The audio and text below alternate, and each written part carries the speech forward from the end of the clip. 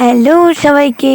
তো আজকে দেখো, আজ একটা ইয়াম্মি রেসিপি নিয়ে চলে এসেছি। খুব সিম্পল, আমি তো সিম্পল রেসিপি নিয়ে আসি। তো চলো ফার্স্টে দেখো, আমি গোটা গোটা কটা আলু কেটে নিব, বুঝেছো? তো আলুগুলোকে ভালো করে ছাড়িয়ে নিয়ে একদম কেমনভাবে কাটছি সবটা লক্ষ্য করবে, ঠিক আছে? তো দেখো, আলুগুলোকে ভালো করে পরিষ্কার করে নিতে হবে যেন একটাও আলুতে ময়লা লেগে না থাকে, ঠিক আছে? তো আলুগুলো পরিষ্কার করে আমি এত ভালো করে পরিষ্কার করছিলাম, একদম চকচকে করে দিয়েছিলাম।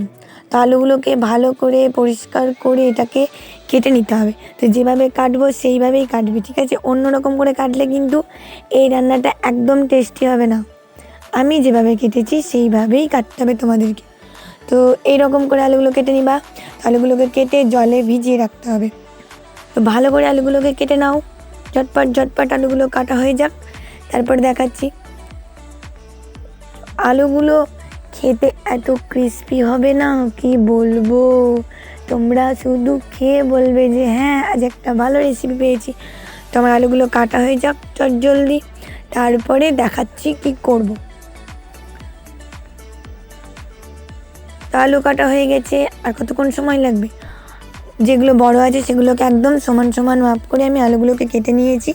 আলুগুলো এখন আমি ভালো করে ধুয়ে নেবো, 2বার 3বার 4বার 5বার যতবার পারবে জল দিয়ে আলুগুলোর একদম ধুয়ে সাদা, একদম সাদা করে দিতে হবে। তো ধোয়া হয়ে গেছে, এবার এটাতে লবণ দিয়ে আমি আলুটাকে সেদ্ধ করতে দেবো।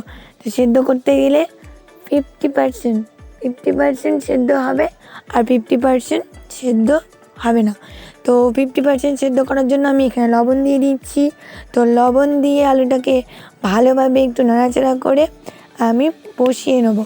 তো গরম জল করতে দিয়ে আলুটাকে সেদ্ধ করে নিতে হবে।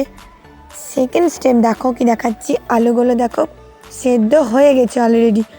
তো এবার সেদ্ধ করার পরে আলুগুলোকে একটা থালার ওপরে টিস্যু পেপারে রেখে জলগুলোকে ঝরিয়ে নিতে হবে। বাট আমার কাছে টিস্যু পেপার এক মুহূর্তে ছিল না, তো আমি এমনি ওটাকে একটা শুকনো কানি দিয়ে ঝরিয়ে নিয়েছি।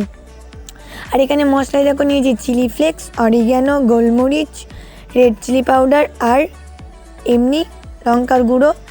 আর ওখানে দেখলে এ হচ্ছে রুল ময়দা, আর নিচ্ছি কর্নফ্লাওয়ার, ধনেপাতা কুচি, আর সব মশলাগুলো দিয়ে দেবো।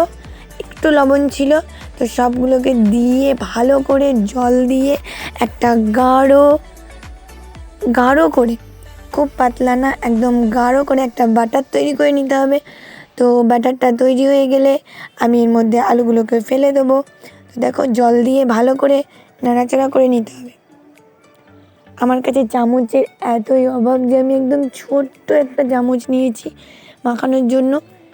তো তোমরা ছোটো চামচ নেওয়ার দরকার নেই, তোমরা বড় চামচ নিয়েই রান্নাটা করবে। আর জল দিয়ে দিয়ে বাটারটাকে তৈরি করে নিয়ে এর মধ্যে আলুগুলোকে দিয়ে দিতে হবে। তো আলুগুলো দেওয়ার পরে আলুগুলো দিয়ে কী করব, তো আলুগুলোকে দিয়ে একদম মাখিয়ে নিতে ভালো করে, যেন পাতলা না হয়, গাঢ়, যেন একদম আলুগুলো ভালোভাবে কোট হয়ে যায়। তো ভালো করে আলুগুলো কোট করার পরে আমি এটাকে 1 ঘন্টা কি 30 মিনিট ডিপ ফ্রিজে রেখে দেবো, যাতে এটা কোটটা আরও বেশি ভালো হয়। তো আমি রেখে দিচ্ছি। এটাকে রেখে দেওয়ার পরে আমি 1 কাপ কফি করে নেব। তো তোমরাও সেটাই করবে, এটাকে রেখে দিবে। তারপর 1 ঘন্টা কফি করতে হবে না, কফিটা করবে এমন একটা টাইমে, এটা ভাজার কিছুক্ষণ আগে, ঠিক আছে? ও, তোমাদের সঙ্গে তো শেয়ার করিনি যে আমি রান্নাটা আদৌ কী রান্না করছি। তো রান্নাটা হচ্ছে পটাটো ওয়াইন্স।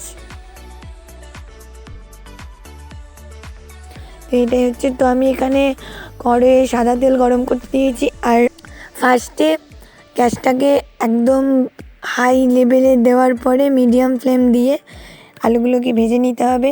তো আমার 1 ঘন্টা কোট করে রাখা হয়ে গেছিলো। আমি এগুলোকে ভেজে এক পিঠ উল্টে দেওয়ার কোনো দরকার নেই, একদম ডিপ ফ্রাই হবে, তার জন্য দেওয়ার দরকার নেই।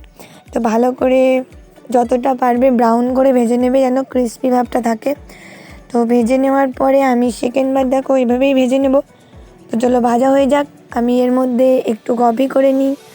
তো আমাদের সন্ধ্যাবেলায় আজকে টিফিন হবে কফি আর পটাটো ওয়াইন্স। তো তোমাদের রেসিপি কেমন লাগলো অবশ্যই জানাও। আর এই রকমভাবে ভিডিও যদি ভালো লেগে থাকে অবশ্যই বলবে। আমি হাঁপিয়ে গেলাম বলতে বলতে। আবার নতুন কোনো ভিডিও নিয়ে আসবো। আর মেন ব্যাপার আমার ভিডিও ভিডিও ভিডিও তোমরা মানে রান্নাগুলো মনে হয় কেউ রেসিপিগুলো তৈরি করছো না, ওই জন্য রেসিপিগুলো আমাকে কোনো কমেন্ট করে জানাচ্ছ না যে খেতে কেমন লাগছে বা কিছু। তো চলো তোমাদের সঙ্গে আবার নতুন কোনো ভিডিও বা আমার ব্লগ চ্যানেলে নতুন কোনো ব্লগ নিয়ে আবার দেখা হবে। তো আজকের মতো এখানেই, টাটা।